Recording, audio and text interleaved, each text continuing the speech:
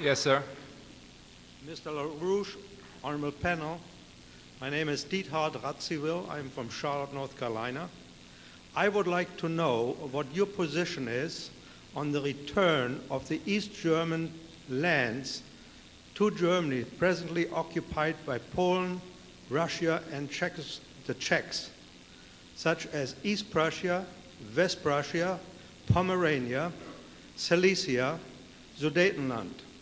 Between 1945 and 1949, 17 million Germans were driven out of those areas by gun or at gunpoint.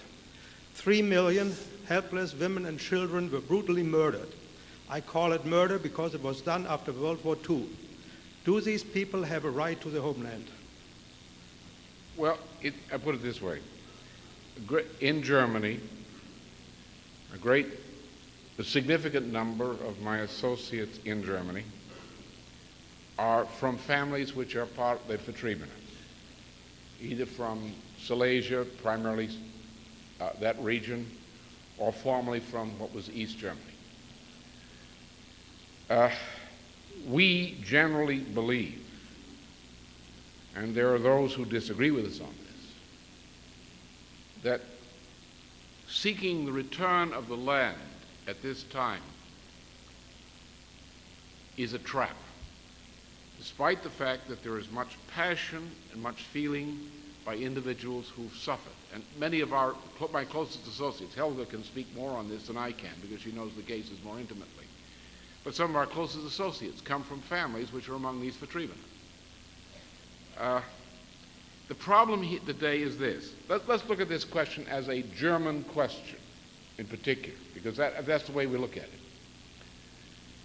De Gaulle said of France that when he found France coming back into government to form the Fifth Republic, that he saw in degenerate France, or decadently degenerate France of the Fourth Republic, Frenchmen who were munching on the meadows and territory of France generally, like cows or calves chewing cud in a meadow, who mistook the real estate of France and certain peculiarities of local custom and so forth for France.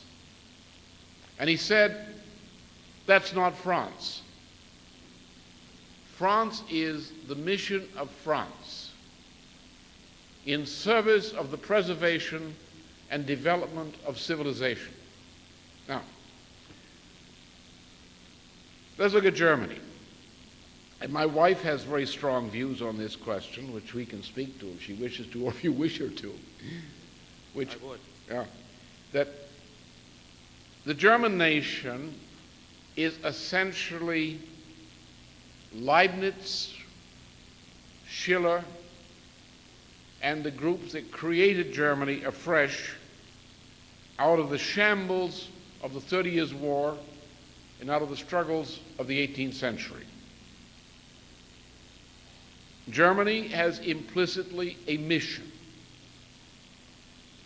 It's a nation of about 80 million people today, which has an implicit mission which has been designated or recognized by the President of the United States, especially in a visit he took to Germany in July of this year. The mission of Germany is to remedy the great crime which the British created in the 1890s. And let me just indicate that to you, because I know this is a heartfelt question for you, and therefore it's extremely important that you have a view, share the view which I have of this, a vision of this. In the 1890s, Gabriel Anatole as the Minister of France and Count Sergei Witte as the Minister of Russia entered into a nest of agreements which provided for defeating the British by the peaceful economic development of the Eurasian continent, centered upon a system of rail projects. This cooperation centered around rails from Brest to Vladivostok and beyond. The British responded to this development proposal by preparing to destroy all of Europe. The British recognized that at that point that these plans could not work without Germany. The German economic and scientific development was the keystone which would make possible the kind of cooperation which Witte and which Anatole had entered into. So the British set out to destroy Europe, continental Europe. They got rid of Anatole in France. They brought a catamite to power in France by the name of Théophile Delcassé, who represented the so-called revanchiste faction in France, which is the Napoleon III faction, of complete British prostitutes. They established the Entente Cordiale over a period between 1898 and 1904. They perverted the French relationship to Russia while overthrowing Count Witte in Russia through British agents inside the Russian government and influencing a crazy, weak czar. They then proceeded to get France's treaties with Russia perverted into a potential war. To do that, a British intelligence unit, which was called the International B'nai B'rith Organization in Salonika, created what was called the Young Turk Government, which was run by that lodge, which is a British intelligence lodge. The same lodge and its auxiliaries created the Balkan Wars of that period while using Mazzinian networks in Serbia and in Russia to create the pan-Slavic movement in Russia. So Russia was moving into a conflict with the Turks over the Balkans, into a conflict with a bunch of pig-headed leaders of the Habsburg Empire in Austro-Hungary over the Balkans. The Russians were going to attack Austro-Hungary. Germany had a treaty with Austria to defend it in case it were attacked by Russia. Once the Russians began to mobilize, the war was on. So the war was actually caused by Russia, because the Russian mobilization ensured the war would occur. So the mobilization was the cause of the war. So therefore, once the Russian mobilization occurred, the German mobilization, which had been prescribed in case of the Russian mobilization, occurred. And the German Schlieffen Plan went into effect, except you had an effeminate von Moltke and a crazy Kaiser. Because if the von Schlieffen Plan had been carried out as specified, the war would have been over in a couple of weeks with the defeat of France and Britain. And the war would have ended. But because of a corrupt Kaiser and a corrupt Moltke, the allocations of forces prescribed by the Schlieffen Plan were not carried out. Thus, the war in the West turned into a meat grinder. Now, at the end of the war, the British picked upon the Russian subsidy of a British agent by the name of Helfand, who lured the German government into supporting Lenin to bring about a Bolshevik government in Russia, presumably against the British interests, who were also overthrowing the Tsarist government, which were around Kerensky. But as soon as Lenin got into power, the British government moved in and built up the Russian Cheka. The idea was to use Bolshevism in Russia as a way of ensuring no cooperation between Germany and Russia. Then, after looting Germany and brainwashing the citizens of Germany, the British and the Americans put Adolf Hitler into power, overthrowing the von Schleicher government with the German social democracy, which was controlled by the British intelligence service. We had a second war. Now, as Helga indicated in her presentation, which I think you heard, or should have, you enjoyed it. In the Second World War, the Anglo-Americans brainwashed the Germans with the satanic influence of the Frankfurt School and of this Satanist Heidegger. The result, so as a result, Europe has been destroyed by the British. The British are responsible for 2 world wars. Now, when you talk about the Vertriebene, you say, okay, you've got a grievance with Britain, haven't you? Not with the Poles, not with the Czechs, but with the British. I would like to ask you, as an American, do we have a right to our homeland? Well, what do you mean, own land? What about that's the where right? we came from. That's well, where let me ask you this. Yes. What about the rights of the Palestinians to their land in the Middle East? Did the Israelis have the right, or did the Jewish movement have the right to kick the Palestinians out of land which they had occupied for about 2,000 years on the basis of a notion of return under British direction? What happens if we begin? What happens if we begin to reassort the real estate of the world on the basis of injustices which were perpetrated 50 and 100 years ago? So why are people so upset over Bosnia nowadays? With what? Over Bosnia, Yugoslavia? Well, the point is, what is the difference? There's a difference now because the people have been there. The Serbs were never lived, essentially, except under Yugoslavia migration. Serbia never occupied any territory to the west of the Drina. This war is a war by the British entirely. The entire operation is run by British intelligence from the top. The Serbian fascists are nothing but British agents who are committing genocide. There are other people in there who've been corrupted, as happens in many fights, who are committing genocide of a horrible type against. There is no honest issue, no honest reason for this war. This is a pure war of aggression. By whom?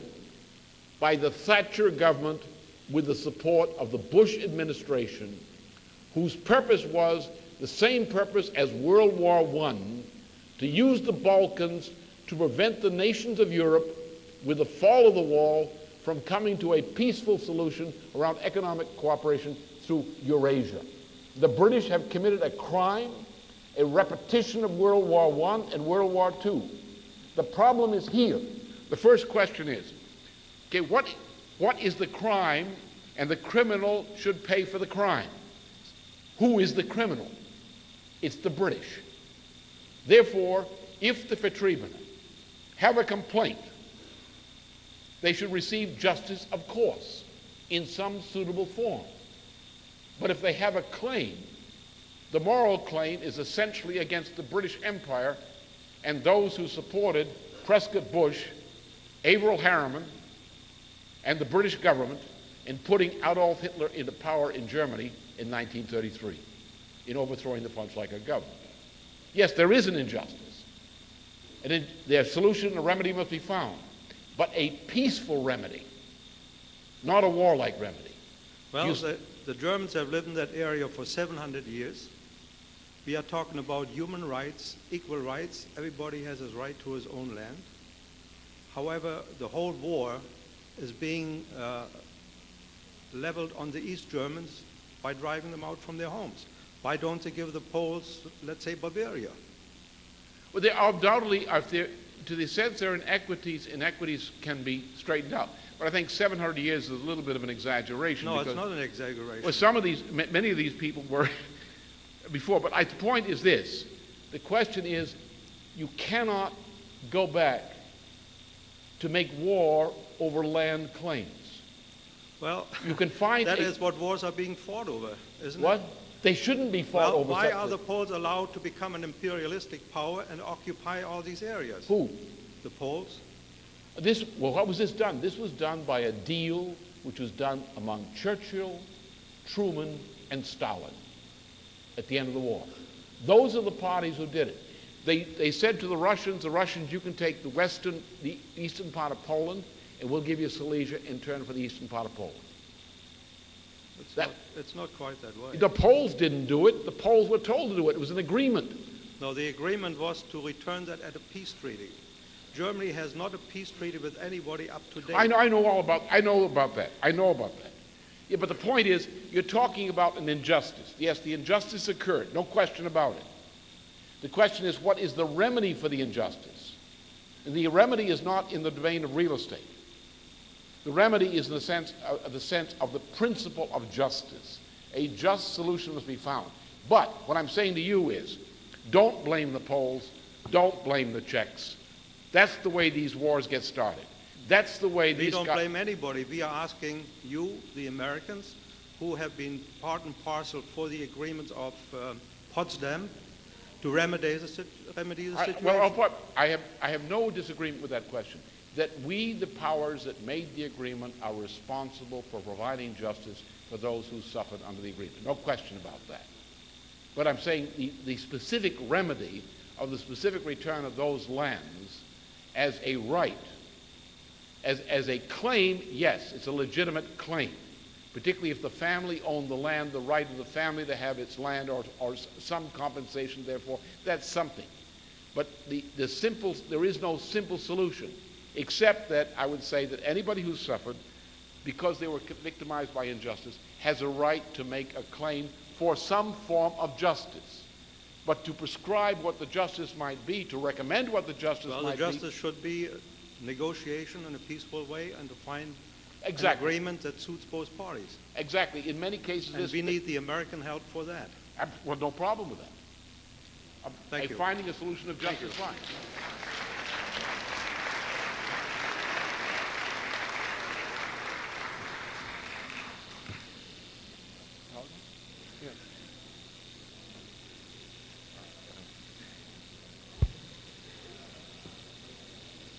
Boss is going to speak.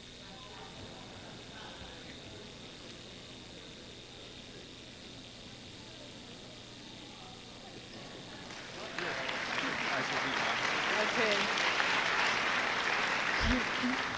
Well, I just want to add very briefly that, look, I mean, a lot of injustice has happened. The entire 20th century is a long history. The Polish nation did not exist for 150 years or so. From 1800, when was it exactly? Anyway, the early 19th century. Okay, thanks. Well, and they hold out, you know, the Polish nation hold out just around the question of nationhood of Poland, around, you know, the question of the Virgin, the Black Madonna of from what's Częstochowa, exactly. You know, which I think is also remarkable that a nation would hold out to be a nation even if they don't have a territory for such a long period of time. Now, the Poles have many claims too. So when we were in Slovakia just now, I asked people, what are you afraid of the most politically? What do you think is your biggest worry? And I somehow expected that they would say the crisis in Russia, Ukraine, you know, things getting out of control there. But I got from many people the same answer, the fear that the war in Bosnia would spill over, reach into Hungary, and that Hungary and Slovakia eventually would end up in war, in a generalized Balkan war. Now, we are sitting on a powder keg. We are sitting on a powder keg where if things go wrong, you know, and I mean, we are not very far away from it, you could have a repetition of Bosnia in all of the Balkans. The Balkan War could soon not only involve Kosovo, Albania, Greece, Turkey, then you have 2 NATO members involved. The moment something happens in Macedonia, Bulgaria is in the war. Then Bulgaria, Romania. Then you have all the different ethnic problems between, you know, minorities in Hungarian minorities in Slovakia, in Ukraine, and so forth. The Hungarians, who are my dear friends, believe that, you know, with the collapse of Versailles, they should have the right back to larger Hungary as it was before Versailles. The point is, if you start to get involved in trying to settle this now, I mean, World War III is virtually in absolute certainty it will happen, because exactly for the reason Lynn was saying, the British have kindled these kinds of conflicts again and again to prevent the development of the Eurasian land bridge. And right now, I mean, you better watch what are the British doing in Kazakhstan, what are the British already doing to kindle these kinds of conflicts. So therefore, let's not fall into the trap. On the other side, I believe that we are at such a turning point in history where on the one side, nationhood is important. There's no question about it. But on the other side, I think that if we only stick to nationhood, then we are lost also. I think that right now, the only question on the table is, will we get out of this present miserable condition and go into a kind of global reconstruction, especially starting with the development of the Eurasian landmass. And then, in a certain sense, if we develop Western Europe, Eastern Europe, Russia, the former republics of the former Soviet Union, China, Southeast Asia, South Asia, as one big economic bloc, we can build, we can find peaceful solutions. People can resettle. The question of the Germans in Russia, under present conditions, they are just unwanted refugees.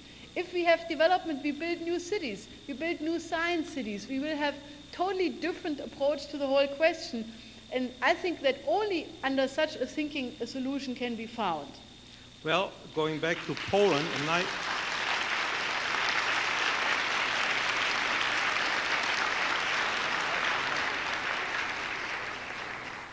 Germany gave Poland their independence in 1916.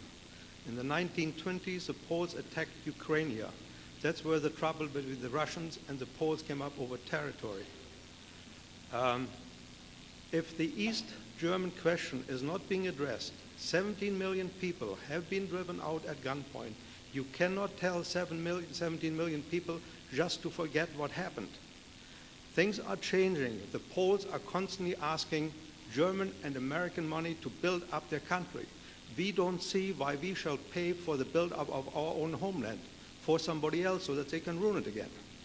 So if these territories would be given back to the Germans under our jurisdiction, either independent states or independent provinces, we could develop those lands rather quickly and fast, because all of us have been driven into foreign lands. In particular, there are a lot of East Prussians in the United States. We have a lot of knowledge. We are all not poor people. We could go back and develop those areas very, very quick. We have the knowledge, we have the know-how, and we know how to do it. We don't need anybody else's money. We know how to handle it. We just need the territory. The Russians, the Poles, and everybody else could benefit from that. As I said, I think I would say, again, I think you would agree that this is a question of really a collective individual case and this is a subject which the government of the United States and others who, as we indicated before, should take under consideration. It's obviously, you've got a proposition which is, you say, is to the advantage of Poland. It's quite credible in that sense. Why not? Well, I feel that first test should be made with East Prussia. The Poles should give back the territory that they are occupying. The Russians are more than willing to do so because they don't know how to develop it. They have told us more than once that without German help, they don't see that they can put it back into shape. Well, I think the point is the spirit in which these questions are approached is more important than the recommendation for specific solutions, because this is a very sensitive issue, as you know. I mean, we are more than willing to talk to you and give us our detailed solution to the problem. That's good. Territory of France generally, like cows or calves chewing cud in a meadow, who mistook the real estate of France and certain peculiarities of local custom and so forth for France. And he said, that's not France. France is the mission of France in service of the preservation and development of civilization. Now, Let's look at Germany. And my wife has very strong, either from Silesia, primarily that region, or formerly from what was East Germany. We generally believe, and there are those who disagree with us on this, that seeking the return of the land at this time is a trap, despite the fact that there is much passion and much feeling by individuals who've suffered. And many of my closest associates, Helga can speak more on this than I can because she knows the game.